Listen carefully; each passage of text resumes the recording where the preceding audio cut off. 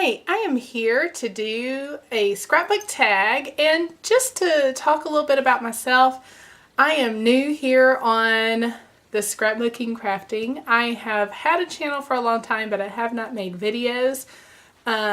Totally loved watching everybody else. Always thought, oh my goodness, that would be so much fun, but I honestly was a little afraid of the editing process to making scrapbooking videos, because no one wants to sit there and watch. Well, I shouldn't say no one wants to sit there and watch, because I do sit there and watch when somebody does not do a voiceover. I will sit there and watch, especially if I'm scrapbooking. It's sometimes the things I'll play, but I don't watch every video if they're an hour long or something like that. But 30-40 minutes, it's the perfect thing, because I usually will sit down and scrap for about an hour, and so it's the perfect thing to get in one or two of those videos during that time. But I knew that I didn't really want every video to be that long. I will do some probably that long, but for the most part I like to edit some of that out and just give you the gist of it, just to kind of put out there different spins or ways that I craft or scrapbook and different things like that. So I wanted to go through. This is a tag that I have seen. It's I think it's she just put it out in October, and it's by Life with Evie here on YouTube, and I'll link the information below. And I'm not going to tag anyone, but if you haven't done it, it would be fun to do, because in scrapbooking a lot of times you just see the paper and everything down on the desk, and you don't really get to see the people. So it's a fun way to kind of put that voice and that face, or the hands sometimes, with who they actually are. So a little bit about myself. So the first question is, what are 3 random facts about you? Well, since you don't know a whole lot about me, because I've only posted 3 videos, I am a wife and a mom, and I have 5 kids. My youngest is going to turn 10 in December, and my oldest just turned 17. So they're 7.5 years apart. So life is always crazy. There are no twins in there. Just very busy, and we stay very busy. We do everything from football to wrestling, basketball, soccer. My girls are big into soccer. They love to do plays, and so it's just, we are always busy, and I enjoy it, and I try to find time to scrapbook every day, but not always. I live in the South, and the weather never seems to get cold here, which is sad, or really cold, like snow cold. But when it does snow here in Memphis, you would think that we need to shut everything down, because we are not capable of handling snow and weather like that. So school's closed down. It gets icy usually, so it's really not that much fun. And another random fact, I love to scuba dive. Absolutely love to scuba dive. Love to go 80 feet under the ocean. Actually, my son and I we were in Mexico this summer, and we came face to face with a shark. It was a nurse shark. Most fascinating thing. Absolutely enjoyed it. Totally can't wait to go back and do it again. So that's a random fact. All right, second question is, when and why did you start scrapbooking? I have always done some kind of scrapbook. I have a scrapbook. It's like an old, it's huge scrapbook. It's probably like 12 by 15, like an old scrapbook with the black paper that you literally just smash stuff down in. And I have stuff from 2nd grade through the end of my high school, just kind of in that one book, from cards to things I made to trips we went on, tags off clothes, some pictures, some flowers, you name it, and it's in that book. So I kind of did that. I've always loved to craft, and I've always had paper mess everywhere. My mom was always getting on to me, just like I do my girls now. And then really the true scrapbooking like I do now, and it's evolved definitely over the years, started when I had my oldest son, so 17 years ago, you can say. And it's definitely had its ups and downs and moments where I didn't touch any of it, especially when babies were born, or Kids got sick. And then sometimes I've even, you know, truly scrapbook through that journey because my 12-year-old is a diabetic. He was diagnosed when he was 2, and I couldn't wait to I was 8 months pregnant with our 5th child, and I could not wait to dive back into it because it's my outlet. It's just totally what I enjoy. I want my pictures to shine, but it's not how many layouts I can whip out. Sometimes I want to get through a stack of pictures because I want to scrapbook them, but I just enjoy the process. I love walking into my crafting room. I love paper, love it all. So the third question is, when do you get to scrapbook craft? Whenever I can. It could be at 11 o'clock at night. It could be at 2 o'clock in the afternoon. It could be on a weekend. It could be at 5 o'clock. It just depends on what we have going on. I don't necessarily have a set time. I rarely will ever scrapbook at 6 o'clock in the morning. It's not my creative time. I am not a morning person, definitely a night person. What do you consider your style? I don't know if I really have a style. I have a stack of layouts here, and after this video I'm going to do another video, and this is just kind of looking at some of my layouts, and it's really just another way for you to get to know me. So be looking forward to that video. I love to do everything, and in all honesty, that's why I like watching the videos, because I may see something and go, oh, I can put my own spin on that, or I may want to do exactly what it was. I love using die cuts to my silhouette. I still have a Cricut, and there are certain things you can do on a Cricut or that I can cut out. It's kind of a different image that I can't always get on my silhouette or from a die cut. So I use that. I love multimedia stuff. I use everything from a matte medium to watercolor to Mod Podge. I love stencils. I love embossing. I love glitter. Anything glitter is fabulous. I love to paint.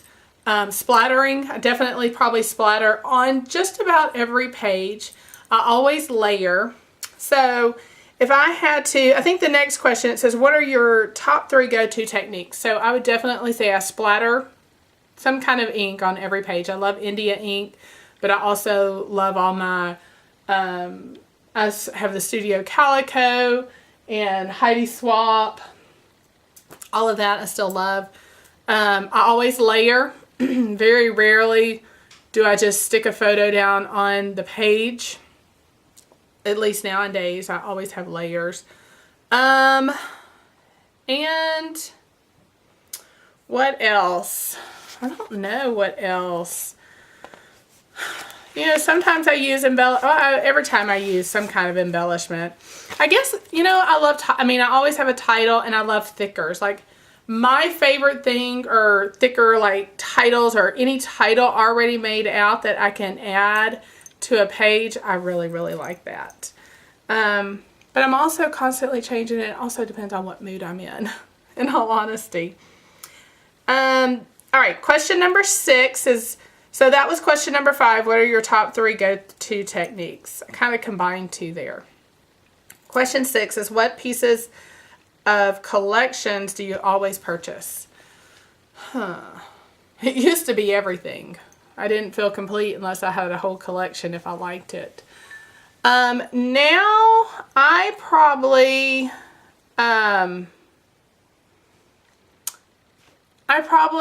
purchase, I like thickers, but I don't necessarily always purchase them anymore because I have way too many thickers. You can't really see, they're over this way, but I have a basket full, plus I have some more, and I have a huge stack of stuff that I want to destash. And so I would love anybody's comments on, do you like destashes? Do you watch them on here? Do you feel like they're a success? Because I could probably fill 30 priority boxes full of paper embellishments, stickers, chipboard, stamps, you name it, Project Life cards, just because I have year after year after year collected stuff and really haven't gotten rid of it. And there's only so much you can use, and that's what I'm learning. And for a long time I was subscribed to many different kits And of course they backed up. So I would be very curious if y'all like to watch those or if you think that they're a success. I mean, the ones that I see, they always seem to sell really fast. So I'm just kind of curious about that process. I would love to be able to send this off to a good home to someone else. And it's stuff that I still really like, but honestly, I think I get overwhelmed when I haven't been receiving any kits and I want to use what I have, but I think that's why I liked getting kits, is because I had one set of stuff to work with and I have great supplies. That was the problem. That's why I stopped getting it. It's because I wasn't using what I have. Well, when I go to pull stuff out from what I have, I often feel overwhelmed because there's so much to go through. And so that's why I have pulled out paper that I just go, you know, I've had this for a long time, or don't know that I'm going to use this anymore. And I think I just need it to go to a good home. So I'd love your opinion on that. So that was off track. So what pieces of collections do you always purchase? Always purchase, like if there's a title or thickers. I used to always love the embellishment die cut packs, but then I found they were so hard to use and I never could use a complete set of them. I do usually purchase the 6x6 pad, and then I purchase the 12x12 pieces of paper that I really want the full sheet of, because I feel like I kind of get more bang for my buck in the 6x6 pad. And what else do I like? You know, some of them, if they have an ink that go along with it. I don't always purchase stamps. I love rub-ons. Rub-ons I can use better than I can a whole set of die-cut paper. I was on a washi kick for a while, but now I have too much washi tape and I need to get rid of some of that. So definitely thicker title, any kind of title. Rub-ons probably, or vellum. I like vellum words. And 6x6 pad. Those would probably be my 3 go-to. What question number 7 is favorite old and new collection. Well, I love anything. I'm going to do this question a little different way. My favorite, like, generally always truly love, I love crepe paper in October afternoon. Love, love, love. Amy Tangerine, Dear Lizzie. I mean, I could go on and on with companies I love, but crepe paper in October afternoon, I find the hardest for me to get rid of. I still love them to this day. Even some of the very old October afternoon collections, I just love and want to be able to use them. But the question is favorite old and new collection. So one of my favorite old collections, and I still have tons of it. I actually have 2 here. And one is Lucky Charm. Do y'all remember the Lucky Charm collection by Dear Lizzie? Here's a page from it. See if I can show the... So Lucky Charm, I love that collection, and I think I'm hoarding it, in all honesty. I honestly think I'm hoarding pieces of it because I don't want it to ever completely go away. I also loved the Fifth and Frolic by Dear Lizzie. And I think I'm drawn to like the blues, the pinks, teals, things like that. There's like an arrow page. The lighting is not very good today. New collection. I actually have not bought anything new in since this past spring. So, probably the latest new collection though. I did see, I didn't get to buy it, but I want to say it's crepe paper. It's a new winter collection that I really, really liked. I should have been more prepared for this question. I don't know. Oh, here, you know what? This is one. This one is older, but This is a Pink Fresh collection. The lighting's really bad. I don't know. That's a hard one because I like it all. But I just kind of didn't answer that. Sorry. Okay, favorite essentials. This is question number 8. I'm moving on. Adhesive. I love my pink ATG gun, even though this one is broken and I probably need to get a new one. I am not going to buy a new one as long as I can maneuver all this back on, and my inside is broken, but I've had this for years and years. I buy my tape from Tape Jungle actually when it goes on sale, and if I run out in between, I go to Michael's and use a coupon until my tape can come in. Other adhesives that I do use the Stampin' Up!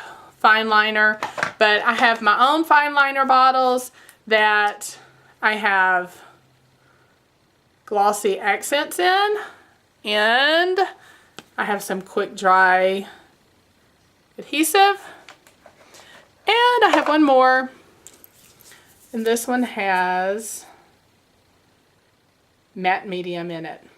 So love all 4 of these. I also, for like pop dots, Stampin' Up! Pop dots, my favorite pop dot, hands down, without a doubt. And I use my foam adhesive. Now, since Stampin' Up! Has started making those strips, I like those for like shakers. But I actually get mine from Big Lots. It's $1.99. It's picture hanging foam, and it. Going to see. Here's my foam. So it's just like the Scotch, but it's $1.99. And let me see if I, without knocking everything over, can pull out a package. Here we go. Oh, it's actually $1.50. So this is what it looks like. Front Porch Treasures, double-sided foam mounting tape. And it's acid-free, and it says it's perfect for scrapbooking. So, $1.50. Love, love, love this stuff. And you get 16 feet in one roll for $1.50. Awesome. Love it. Okay, cardstock. It's probably the Basil cardstock. The Basil white cardstock, I totally love. I also love Stampin' Up! So that's all Stampin' Up! I love their solid cardstock, their black cardstock, and their white cardstock. So use that all the time. Trimmer. I have a multitude of trimmers, but I generally stick with my Stampin' Up! Trimmer. I enjoy it. I also have a Fiskars trimmer, and those are probably the only 2 that I probably swap back and forth between. The sun just kind of went down a little bit, so the lighting totally changed. Scissors. I love these scissors. They're Martha Stewart. They're really long, like probably a 6-inch blade. Love, love, love these. I don't even know if she makes these anymore, but when these totally die on me, I'm not sure what I'll get. But I like a really long scissor blade like that. And I'm sorry, I'm up trying to. And then for like fine line, I love my cutter bees, and I also like the Stampin' Up! Little scissors. And I have several pair of these. I have on-the-go bags, and I keep a pair down in there for scrapbooking, and I also have like a traveler's notebook, and so I always have like on-the-go kind of stuff in it. Journaling pen. I generally use Copics or my Staedtler pens. So Copic or... Okay, number 9, favorite mixed media essentials. Mist. I like the Heidi Swap and the Studio Calico, but my favorite inks are definitely India inks. This is just my black Bombay. I put just a dropper in it and go to town with it. Gesso, I use whatever I get on sale, in all honesty. I like the clear gel, but I also will buy the white. I mean, it just depends on what I'm using it for. Stencils. Stencils are not so... I enjoy using a stencil, but it's not necessarily something I go to. I have to really think about it, or I have to have seen someone else do something and I kind of want to copy what they're doing, in all honesty, for stencils. But I have enough stencils. I could make a different page every day probably for a month and use a different stencil in a different way. Paint. I generally just buy the paint from, this is like Anita's, but I always pretty much buy it from Michael's. So just for acrylic paint. Now, my favorite watercolor paints, absolutely, hands down favorite, and I have used a multitude, but are these, what are they called? The Kuretake. So much so, mine are almost gone. I use watercolor for scrapbooking, for card making, for you name it. I use my watercolors. And you can see this is probably my favorite color right here. This teal color is almost gone. I wish I could just order the little pans, but I don't think you can in this. I need a new set of these. I think that should be on my Christmas list. I think I'm going to have to put that on there. And I do also have the paperless watercolor. I keep them in a binder. The Peerless watercolor. And it's upside down, but they're all in here with their name and like a paint swatch color. You know, I just realized that these don't have paint colors on them. It's kind of funny. You would know the page I flip open to. I don't know why that is.